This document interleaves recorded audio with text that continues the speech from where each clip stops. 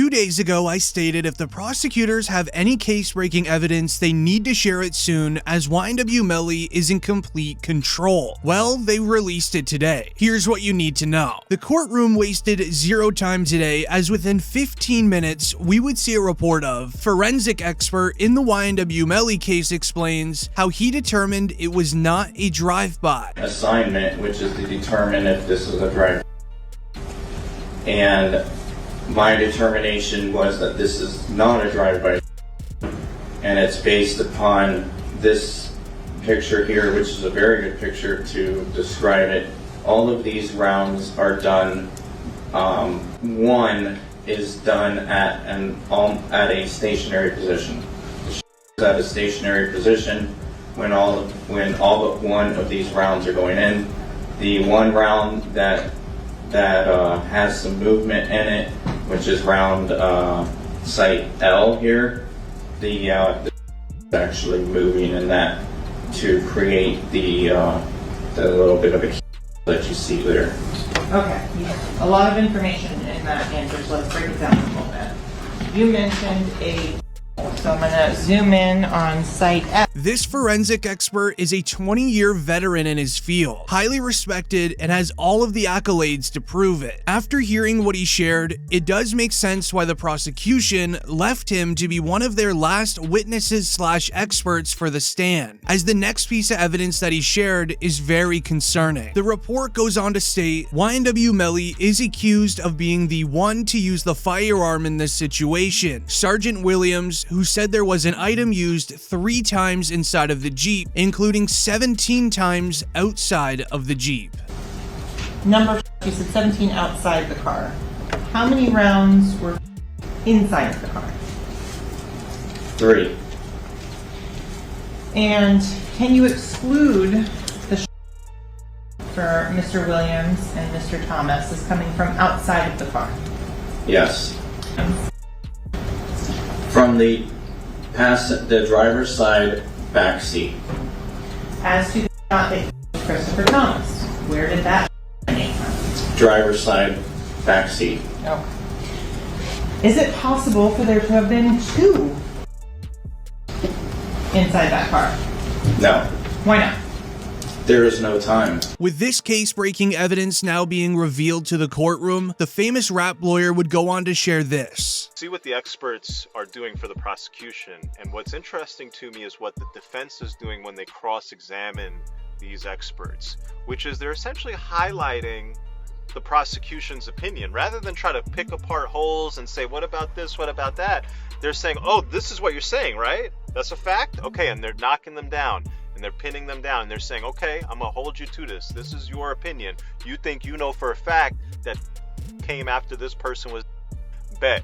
You think you know for a fact that these came from not a drive-by because of the trajectory, and I know bet.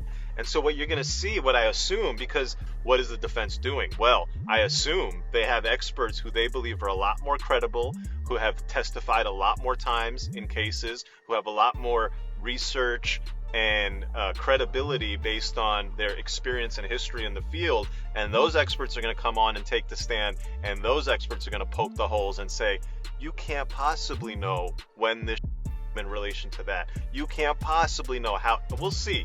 But that's what seems like it's setting up for the defense's experts to come in. However, here's where the trial gets very weird. It's clear this expert is sharing unbelievable information, making it seem like YNW Melly definitely did the crime. Then it was time for YNW Melly's lawyers to ask him questions. As the prosecution, they didn't even need to continue. That's how good they were doing today. YNW Melly's lawyer starts asking questions. One of the first questions he asks is a clever way of practically snitching on YNW Bortlen. You need to hear this. And you are aware that the person that claimed it was a drug is Cortland Henry? I believe so. I don't know who said that it was a drive-by. I was just asked to say if it was a drive-by. Okay. And you are aware that when Cortland Henry made this statement, that this gentleman was nowhere around, right? I wasn't part of the initial investigation. Okay. So I don't know if that was included in their, Miramar's investigation with that. Okay. But what you are saying is whoever claimed was lying. Was incorrect. YNW Melly's lawyer is once again making it very public to the jury YNW Bortlen lied to the feds, and he lied about what happened in this situation. However, this isn't the first time Melly's lawyers are practically pinning this on Bortlen either. I noticed within 30 minutes of day one, we would see a report of YNW Bortlen had powder residue on his hands and a change of clothing for when he dropped off Sakchaser and Juvy to the hospital. YNW Bortlen and Melly were the only two men with them, including this video clip of Melly's own lawyer sharing information on Bortlen that we never knew. Evan's lies, those were his lies.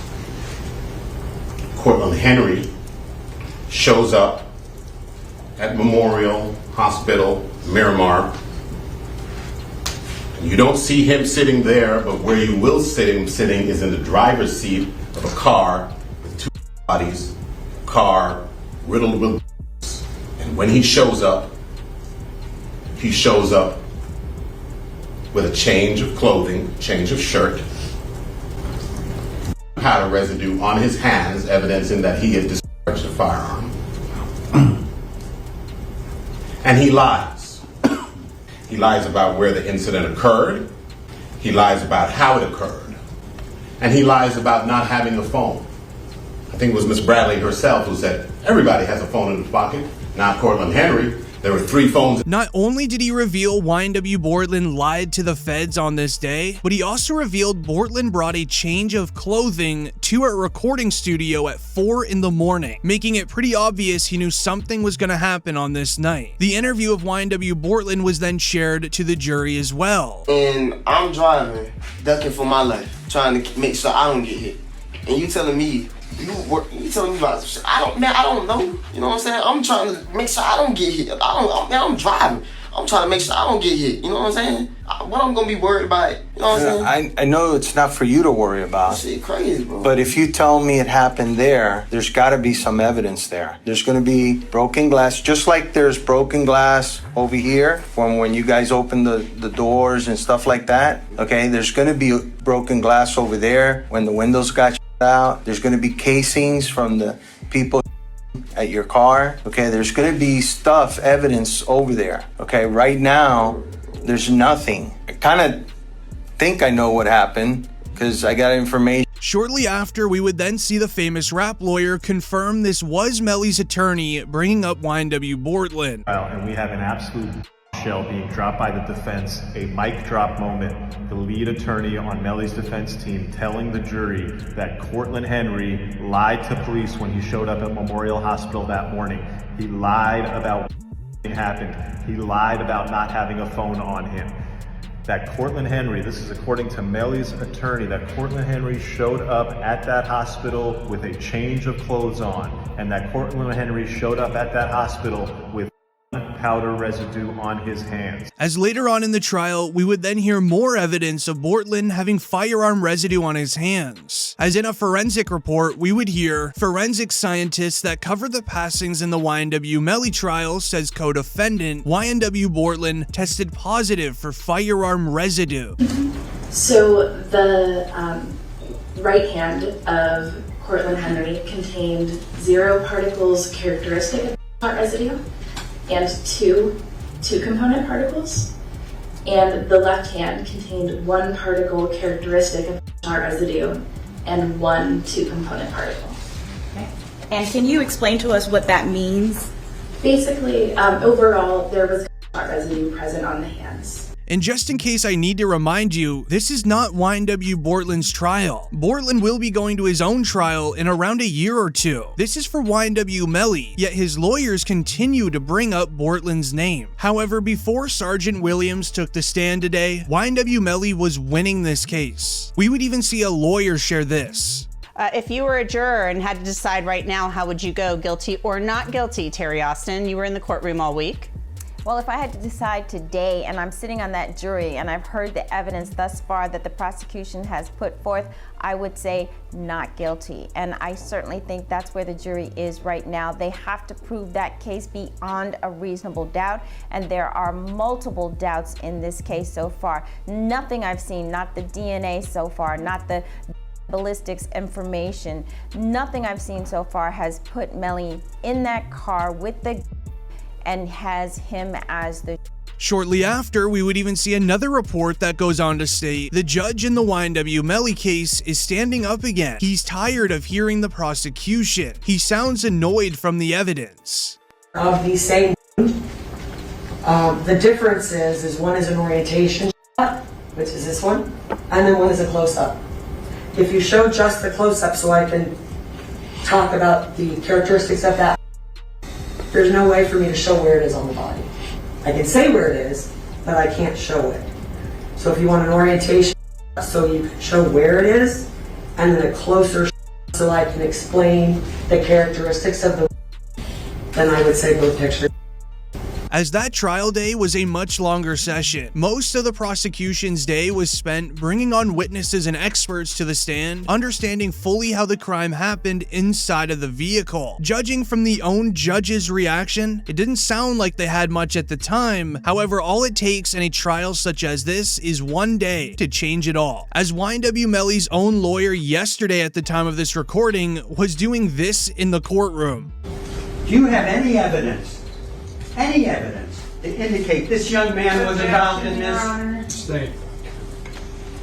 Making many people point out online, YNW Melly's attorneys seemed super confident, screaming across the courtroom, asking the prosecution, do you even have any evidence at all? YNW Melly was winning the trial so badly, the rap lawyer was even explaining that due to a lack of evidence, there was a high chance the mistrial could have came back. Big drama at the YNW Melly trial today, and I told people this was going to happen. They didn't want to listen to me. The judge very upset that the courtroom camera and microphones are picking up whispers of the defendant's lawyers to each other, to the defendant. I also have raised issues. There's a photographer in there snapping away millions of photos of YNW Melly's face all day. There's a cameraman who zooms in on YNW Melly while he's having exchanges with his lawyers. Courtroom is a privilege. With our human eyes and our human ears, and our human time, we can see certain things. But when you record with high sensitivity mics and zoom and you focus in on the defense team, that's not a privilege that you have. I can bet the defense is going to use this to probably ask for another mistrial or add this to the long list of problems that they have with this trial and then ask for a mistrial. However, after today, the mistrial will definitely not be on the table anymore. However, this doesn't mean YNW Melly has zero chance anymore. The evidence shared today was definitely concerning. However, there's still a lot of evidence that the judge has announced he will be excluding due to the prosecution violating the discovery rules as explained by the famous rap lawyer. YNW Melly trial, more missteps from the prosecution. This time, the judge issuing a sanction. The sanction is the prosecution is not going to be allowed to use certain evidence. The reason? The prosecution failed to turn the evidence over in a timely manner. The defense had accused them of trying to plug up holes. You're going to see the footage from the judge where the judge says, look, this is not the right way to do it. Ultimately, I don't know if this is a huge part of their case, this evidence that's being excluded, but it speaks to the issue that the defense attorney was talking about. Is this is a case. If you've got your evidence, go ahead and present it. The way the evidence is coming out, there's too many missteps, too many technical mishaps.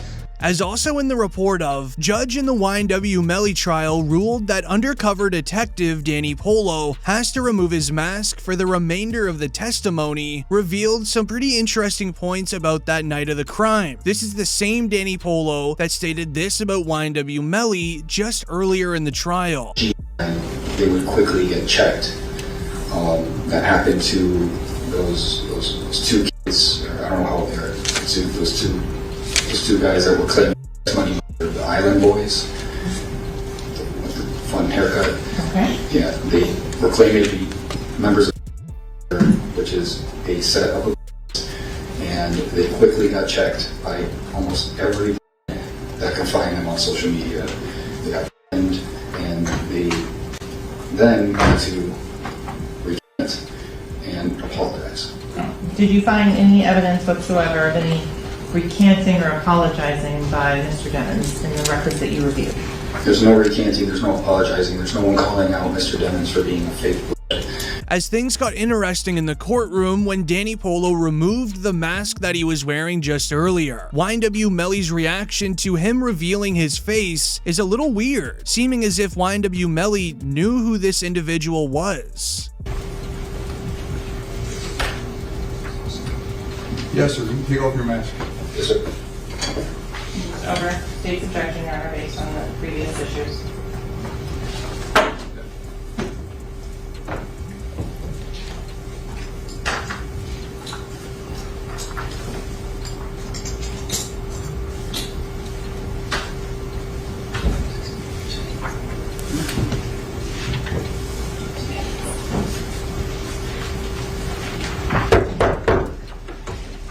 Jury entry.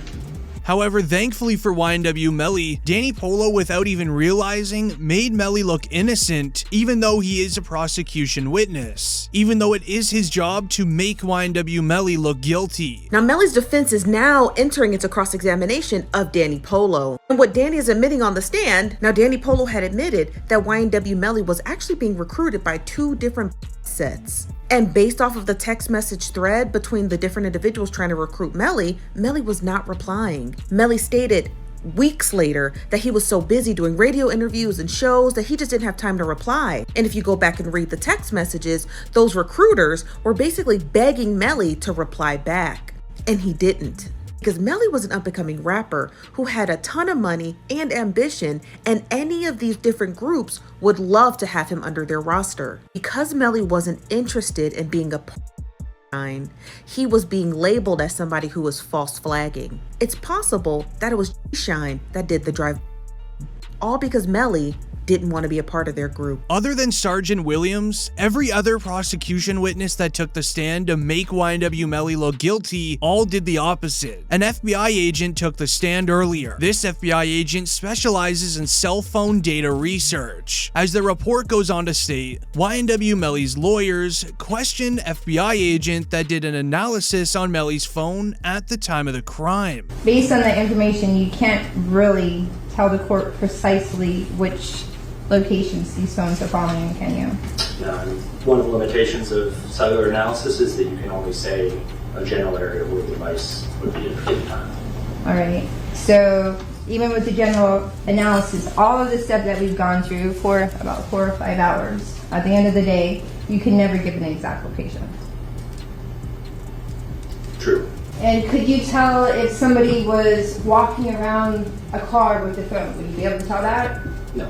So it'd be your testimony that this phone, 9807, could be from here to here, correct? Yes.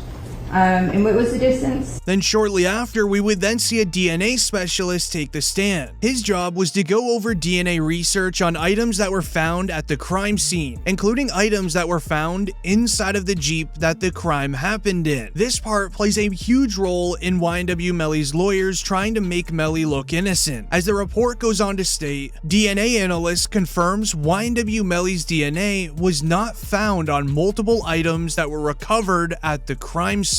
So going to item number 22, the swab from the Gucci sandals. We're able to compare the profile from Mr. Demons as opposed to the profile developed from those sandals. I did, and he was excluded. The stain on the front of the t-shirt, item number 23. We're able to compare Mr. Demons' profile to that. I did a comparison, and he was again excluded. What about item number 24, the cutting on stain of the rear of the t-shirt? After comparisons were done, he was excluded. Okay, then on item number 25, the swab of stain from the Air Jordans. Again, an exclusion. Going on to item number 26, the swab from the yellow jacket. An exclusion as well.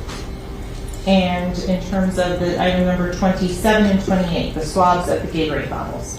What were the results on that? Those were both exclusions. The only DNA found at the crime scene that is related to YNW Melly is on the Jeep car's door handle, which is pretty obvious as we all watched him get into the car.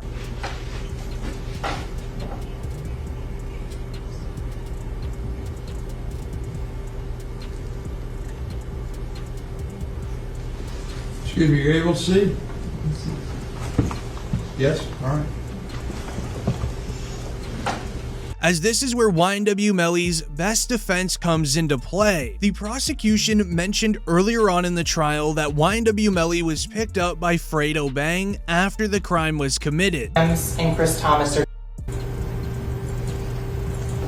So what you're also going to find out is while Mr. Devins is out there on the side of the road, 4 in the morning, 4:42 specifically, he sends a drop pin, digital homing beacon, to his current location, to one of his friends, Frederick Givens. Frederick Givens is also involved in the music industry, and he asked to be picked up. Frederick Givens, then about 11 minutes later, is sent another drop pin where Mr. Devins has moved a couple of meters. What you're going to find out as well, though, is these digital leashes, they have more than just phone calls. With the prosecution announcing that to the jury, YNW Melly's lawyers just now need to prove that Melly was picked up by Fredo Bang before the crime happened, as YNW Melly's DNA was not found inside of the vehicle on items that was obviously in the crime scene. YNW Melly and his lawyers know this and know this is his best defense, as this is how they reacted during the first recess. Thank you. Let the record reflect the jury step down. Counsel remain. Call with the defendant and witness. Yes, counsel, I'm sorry. I just figured it was easier if we just let the jury go. Understood. Makes sense. Your Honor, may we have this discussion just in case there needs to be some supplementation testimony outside the presence of the court? Sure. Seeing YNW Melly laughing and smiling all trial is not sitting well with Sakchaser and Juvy's family. This would make Juvy's father speak up, as it's very obvious the prosecution were not doing a good job at all the way up until today. So he started reacting and sharing his own opinion inside of his vehicle. From the day one, I believe that Melly was responsible for my son on October 26th when I first heard the story, because his explanation when I finally talked to him and Cortland on a FaceTime, their response and how they was reacting, they showed no remorse. They didn't act like they was grieving, like they lost a best friend or nothing. They was, in my opinion, they was in the best spirits. They wasn't reacting to, they act like they didn't have to take a loss at all. That's how I took it. And then when I was talking to them, I still had in the back of my mind that something's not right.